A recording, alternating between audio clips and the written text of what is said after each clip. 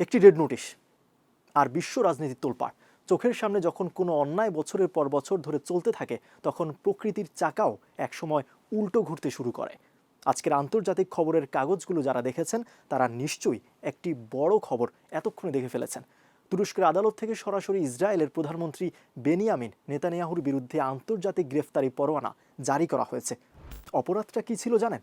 গাজার ক্ষুধার্ত মানুষের জন্য জলপথে যে ত্রাণ পাঠানো হচ্ছিল, সেই ত্রাণবাহী জাহাজে বাধা দিয়েছে ইসরায়েলি বাহিনী। কেন হঠাৎ এত কড়া অ্যাকশন নিল তুরস্ক? এই একটি পরোয়ানা মধ্যপ্রাচ্যের ক্ষমতার দাবার ছককে কিভাবে ওলটপালট করে দিচ্ছে? আসলে রহস্যটা কোথায়? চলুন পর্দার পেছনের আসল ঘটনাটা একটু দেখা যাক। ইসরায়েল আর তুরস্কের এই যুদ্ধ কিন্তু হঠাৎ করেই শুরু হয়নি।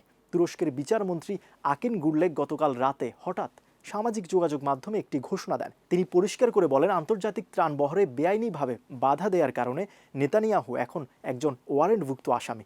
এর আগেও গাজায় গণহত্যা চালানোর অপরাধে নেতানিয়াহুর বিরুদ্ধে কড়া অবস্থান নিয়েছিল আঙ্কারা। যদিও ইসরায়েল বরাবরই এসব অভিযোগ অস্বীকার করে আসছে, কিন্তু তুরস্কের প্রেসিডেন্ট রিসেপ তাইয়েফ এরদোয়ান এবার কোনো ছাড় দিতে রাজি নন। তিনি সরাসরি হামাস নেতাদের পাশে দাঁড়িয়ে ইসরায়েলের কড়া সমালোচনা করেছেন।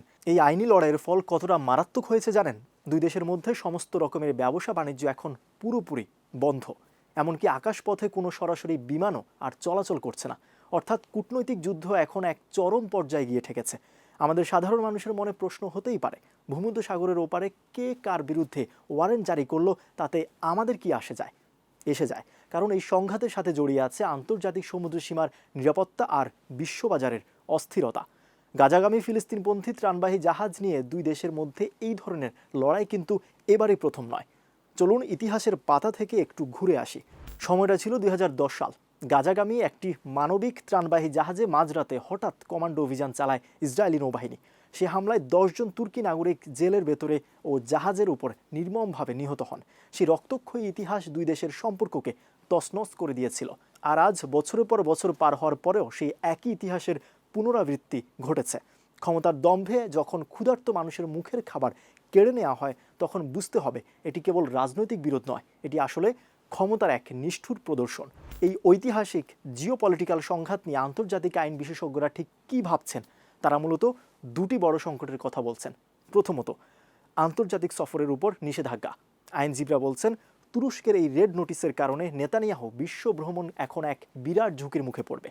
বিশ্বের যে কোনো দেশে যাওয়ার আগে তাকে এখন 100 বার ভাবতে হবে, কারণ আন্তর্জাতিক আইনের নিয়ম অনুযায়ী যে কোনো মুহূর্তে তাকে অন্য দেশের মাটিতে আটক করা হতে পারে। দ্বিতীয়ত, দেশের ভেতরের ও বাইরের চাপ।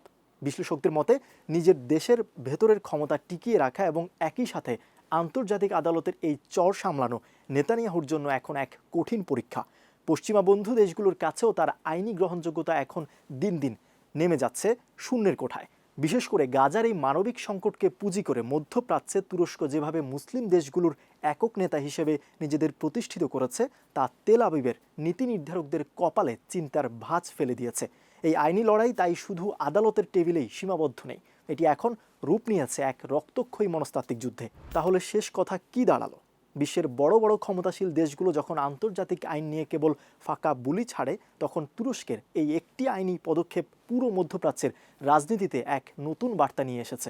আঙ্কারার এই কড়া ওয়ারেন্ট কি পারবে গাজার অবরুদ্ধ মানুষের জন্য ত্রাণের পথ খুলে দিতে, নাকি আন্তর্জাতিক আদালতের এই ফাইলও লাল পিতার জটলায় আটকে থাকবে? আগামীর দিনগুলো কিভাবে এই নতুন অধ্যায়কে বরণ করে নিবে, আমাদের নজর থাকবে ঠিক সেদিকেই।